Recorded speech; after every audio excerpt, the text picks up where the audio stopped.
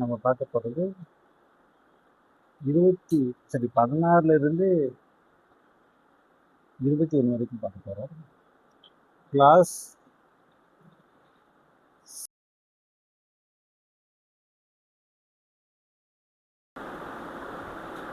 ரொம்ப இம்பார்ட்டண்ட்டுங்க, ரொம்ப இம்பார்ட்டண்ட்டு. நம்ம பார்க்க போகிறதுல ரொம்ப இம்பார்ட்டன்ட். கடைசி ஸ்டேஜுக்கு வந்துருக்கிறதுக்கு. ஸோ கிளாஸ் 16 வரைக்கும் நம்ம பார்த்துட்டோம். இப்போ வந்து பார்க்கும்போது 17 to 21 பார்க்க போகிறோம். இப்போ வந்து கேரோ 2020 வந்து கிளாஸ் 3 சப்செக்ஷன் 17 கேஷ் லாஸஸ். இதெல்லாம் நியூ.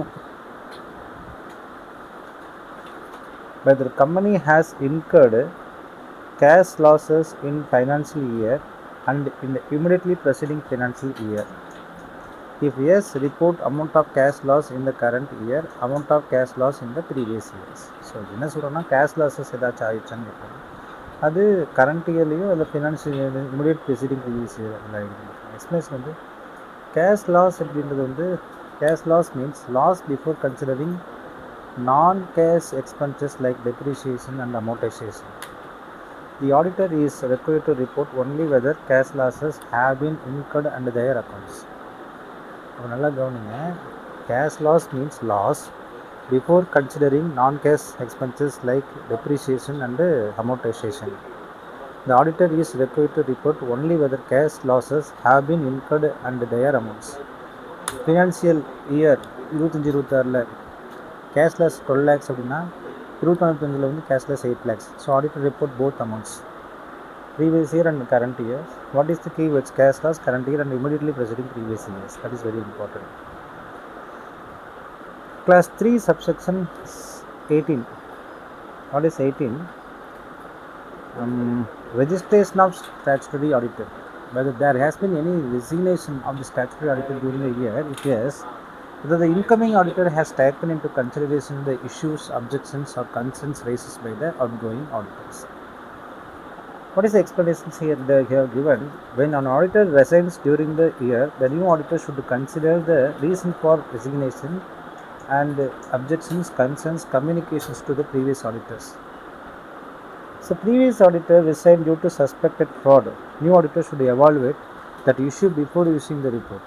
எஸ், ஏன்னா ஒருத்தர் திடீர்னு போகிறான்னு வச்சுங்க, எதுக்காக போகிறோம், ஏன் போனார், எதனால் போனாருன்னு காரணம் கேட்டு அதில் ஏதாச்சும் தப்பு இருந்தால் அது சரி செஞ்சுட்டு தான் நியூ ஆடிட்டர் வந்து பதவி இருக்கணும். அதான் வந்து communications to previous auditor is very important சொல்லிட்டு ஷெடியூலில் சொல்லியிருப்பாங்க.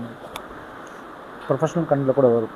Without evaluating the previous auditor check பண்ணணும். Communicate with previous auditor is very important சொல்லிட்டு நான் படிச்சிருக்கேன் ப்ரொஃபஷனல் மிஸ்கான்டக்டில், எத்திக்ஸில் படிச்சிருக்கேன் இல்லையா. ROC, resignation, objections and concerns, இந்த 3 மேட்ரு முக்கியம். ஸ்டாச்சுட்டரி ஆடிட்டர் வந்து மாற்றப்பட்டிருந்தால் புதிய ஆடிட்டர் வந்து முந்தைய ஆடிட்டருடைய காரணம், எதிர்ப்பு, கவலைகள் பற்றி நீங்கள் கேட்டு தெரிஞ்சுக்கணும். சரி, material uncertainty on the basis of financial issues, ageing and expected dates of realisation of financial assets and payment of financial liabilities and other informations accompanying the financial statements. Whether the auditor is of the opinion that no material uncertainty exists as on the date of audit report, that company is capable of meeting liabilities existing at the balance sheet date as and when they fall due within the period of 1 year. இதுக்கு என்ன sir இவ்வளோ போட்டுருக்கான், குழப்பமா இருக்குது? ஒன்றும் இல்லை. Auditor வந்து evaluate பண்ணணும் whether the company can pay its liabilities falling due within 12 months. This assessment is based on liquidity ratio, aging, receivables and payables, cash flows, other available informations. அப்போ வந்து எவாலுவேட் பண்ணும் whether company can pay its liabilities, liquidity ratio check பண்ணி ஆகணும், ageing of receivables and payables, cash flow கையில் எவ்வளோ இருக்குது, இதெல்லாம் நம்ம பார்த்தோம். அப்போ current ratio 0.35, heavy overdue loans, no cash inflows expected. The auditor may conclude that material uncertainty exist. அப்போ ஐசியோட கீவேர்ட்ஸ் என்னென்னு பார்த்தீங்கன்னா material uncertainty, financial ratio, ageing, liabilities 1 year. So இதெல்லாம் ரொம்ப முக்கியமான வேர்டு. அடுத்த ஒரு ஆண்டிற்குள் வரவிருக்கும் கடன்களை நிறுவனம் செலுத்த முடியுமா? Whether company has chances to meet its present liabilities within 12 months. அதனால் company have able to repay its debts within 12 months. அதுதான் முக்கியமான விஷயம். அதுதான் சொல்கிறாங்க. ஆடிட்டர் வந்து should check whether company can able to pay its liabilities falling due within 12 months அப்படின்னு சொல்கிறாங்க. அதுக்கு liquid ratio, ageing analysis, cash flow statement இதெல்லாம் அவங்க செக் பண்ணால் தான் தெரிய வரும். சரி, அடுத்து வந்து சிஎஸ்ஆர் என்ன சொல்கிறாங்கன்னா, கிளாஸு 20 கார்பரேட் சோஷியல் ரெஸ்பான்சிபிலிட்டி சொல்கிறாங்க. Where there is any unspent amount of towards other than ongoing projects whether such amount has been transferred to fund specified in schedule 7 within 6 months from the end of the financial year. நல்லா கவனிங்க. Where there is any unspent amount towards other than ongoing projects, whether such amount has been transferred to fund specified in schedule 7 within 6 months from the end of financial year. Where there is any unspent amount leading to ongoing projects, whether such amount has been transferred to the unspent CSR amount within 30 days from the financial year.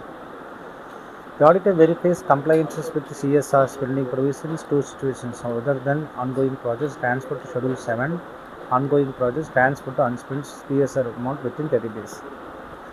Auditor வந்து should verify compliances with the CSR spending provisions. CSR மட்டும் பற்றது, CSR மட்டும் படித்தா பற்றது. சிஎஸ்ஆருடைய provision ongoing ப்ராஜெக்டில் அன்ஸ்பெண்டிங் provisions பற்றி நீங்கள் படித்தாகணும். Spending provision தான் அதில் அன்ஸ்பெண்டிங் provision இருக்கும். 2 situations சொல்லுவாங்க, அதர் தென் ஆன்கோயிங் ப்ராஜெக்ட்ஸு அல்லது ongoing projects. whether such amount has been transferred to the unspent CSR amount within 30 days from the end of financial years. ஒருவேளை unspent அமௌண்ட்டாக இருந்திருக்குது, அந்த அமௌண்ட் வந்து ஆன்கோயிங் ப்ராஜெக்ட்டுக்கு இல்லை, அந்த அமௌண்ட் வந்து அன்ஸ்பெண்ட் சிஎஸ்ஆர் அக்கௌண்ட்டுக்கு வித்தின் 30 டேஸில், எப்போ அக்கௌண்டிங் இயர் முடிச்சு வித்தின் 30 டேஸில் ட்ரான்ஸ்ஃபர் ஆகிடுச்சா இல்லையான்னு நீங்கள் பார்த்து சொல்லணும். அப்படி ட்ரான்ஸ்ஃபர் ஆகலைன்னா அதை நீங்கள் என்ன செய்யணும், ரிப்போர்ட்டில் கொடுக்கணும். ட்ரான்ஸ்ஃபர் ஆனாலும் ரிப்போர்ட்டில் கொடுக்கணும், ரிப்போர்ட்டில் கொடுக்கணும். அப்போ ரிப்போர்ட் ஆஸ்பெக்டில் வந்து இது 2 விஷயத்தையும் நம்ம கிளியராக எடுத்துக்கணும். ஏன்னா அது ரெண்டுமே வெரி வெரி இம்பார்ட்டன்ட் தான் சொல்கிறாங்க. ஸோ பாருங்கள், சிஎஸ்ஆர் ஆப்ளிகேஷன் வந்து 25 lakhs, ஸ்பெண்ட் வந்து பண்ணது 20 lakhs தான், மிச்சம் 5 லட்சம் ஸ்பெண்ட் பண்ணாமல் அப்படின்னா அப்போ இந்த transfer to unspent CSR amount within 30 டேஸ்க்குள்ளே பண்ணணும். அப்போ ஐசிபி வச்சு அதை தான் சொல்கிறாங்க. அப்போ அன்ஸ்பெண்ட் அமௌண்ட்டை வந்து சிஎஸ்ஆர் அன்ஸ்பெண்ட் அமௌண்ட்டுக்கு 30 டேஸில் வந்து நீங்கள் ட்ரான்ஸ்ஃபர் பண்ணுங்க அப்படின்னு சொல்கிறாங்க.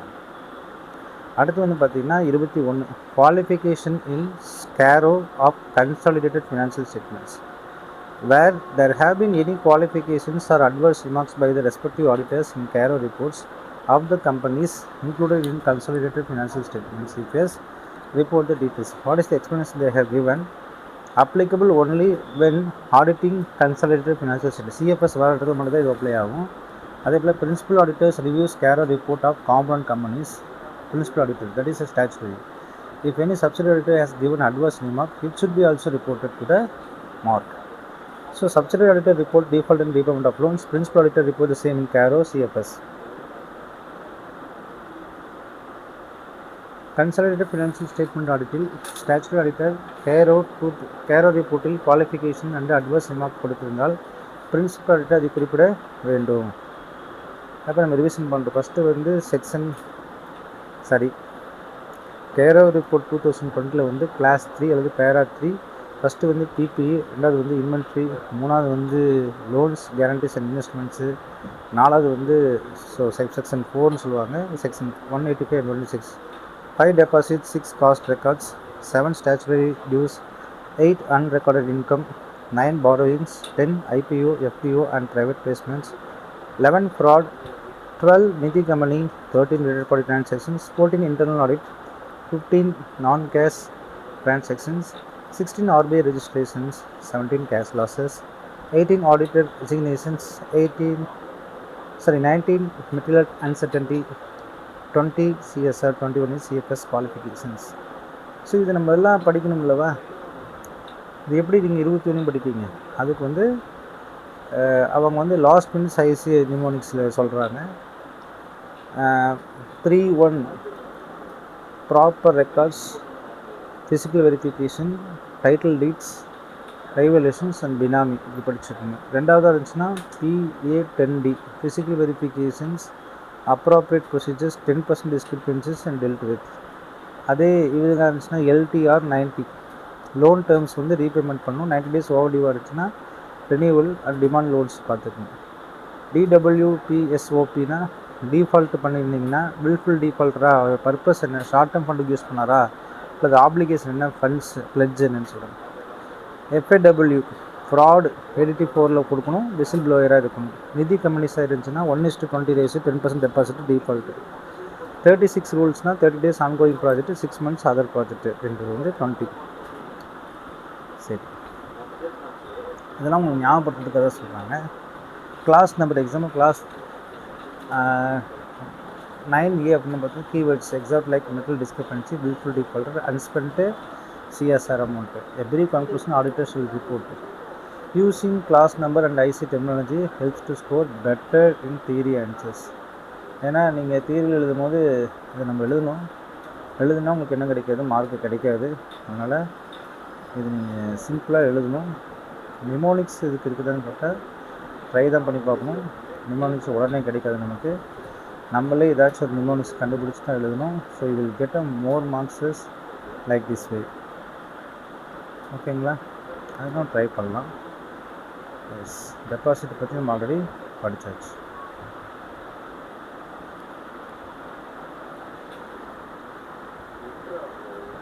Thank you, students.